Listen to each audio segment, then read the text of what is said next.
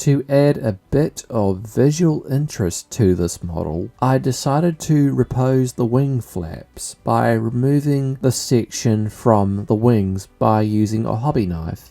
After multiple passes over the section, the wing flaps were free. Then the wings were glued together with Revell Contactor Professional Cement, along with gluing the flaps together.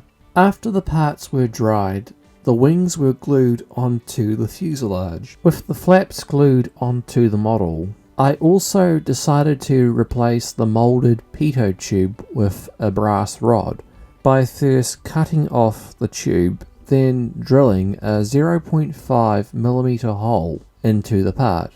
Once done, a 0.5mm brass rod was then superglued into the hole and then left to dry. This kit also comes with a loading ladder that I decided to make, which was glued together with Tamiya extra thin cement, and once done it was time to paint the model.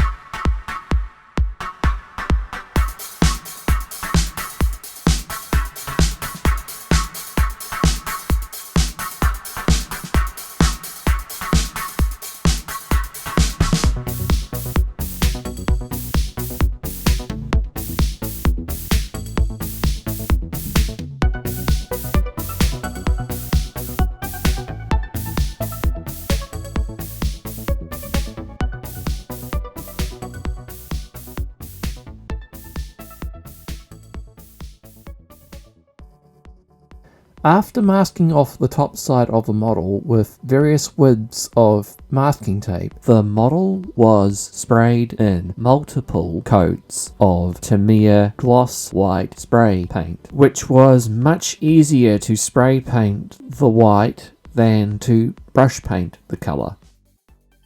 After the model was dried, the masking tape was removed, revealing a nice white underside. However, I did need to apply touch-ups where the paint had bled through with the blue-grey paint mix using a small round-head paintbrush. I also had to repeat the same process on the drop tanks, and once done, all the smaller parts were painted on the sprue frames.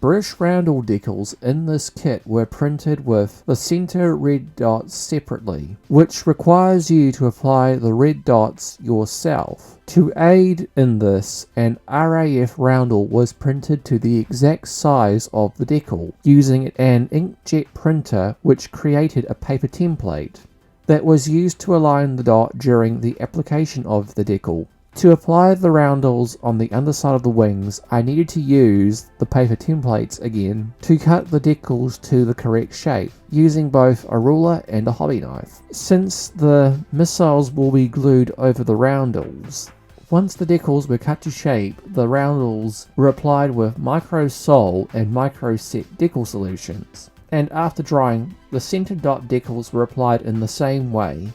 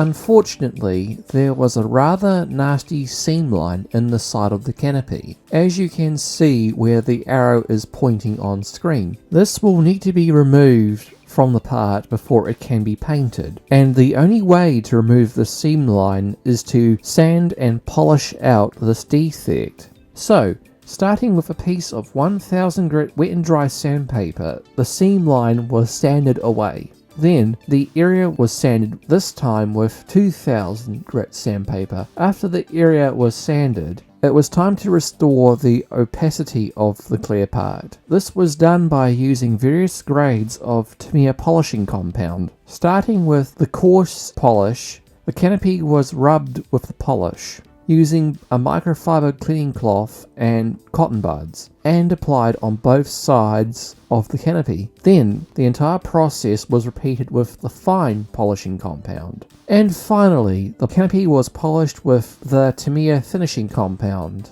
After the sanding and polishing was completed, the seam line was removed, and now the part could be painted.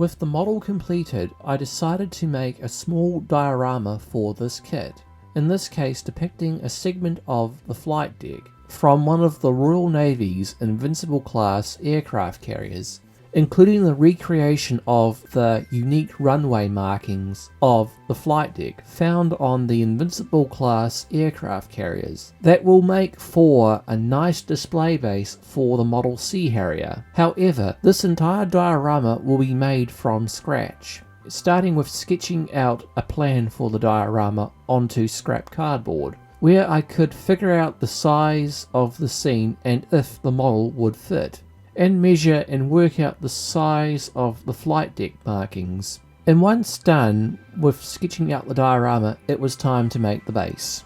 The base was made from cork sheets, foam boards, balsa wood and hot glue. I first primed the top of the base with gesso that was applied in 2 coats. Then after drying out, the base was spray painted in flat white spray paint. I then marked out the deck markings with a pencil and a ruler before applying various sizes of 6mm masking tape strips. After the base was painted in flat black spray paint, the diorama was painted in Italeri flat dark grey, first with a roundhead paintbrush, then applied with a small flathead paintbrush. After the paint was dried, the tape was removed. That revealed a lovely set of flight deck markings. To add a bit of visual interest to the scene, I decided to recreate the large numbers that ran along the length of the flight deck. I printed off onto plain inkjet paper a large number 3 that was attached to a piece of cardboard with double-sided tape, and the edge of the number was cut away with a hobby knife. And once done, I had made a stencil, which was then attached to the base with masking tape. Again, the base was sprayed in matte white spray paint, and after drying, both the stencil and masking tape were removed, revealing a large number 3 on the deck surface. However, there was a bit of paint bleed through, so I had to apply a few touch-ups of the grey paint around the edge of the number. I also added white serial number decals along the black center strip using the Ventura Decals White 8-inch RAF and Commonwealth serial decals, applied with micro sole and micro set. I also made a set of wheel chocks made from the corners of square balsa wood strips, which was cut using a clamp and a hobby knife. After the wheel chocks were made, the parts were spray painted white, then brush painted flat yellow, and after drying were attached to the base with matte Mod Podge glue. And with that, both the model and diorama were completed. Thank you so much for watching, and good luck with all your ongoing scale modelling projects. Here it is, the completed model and diorama.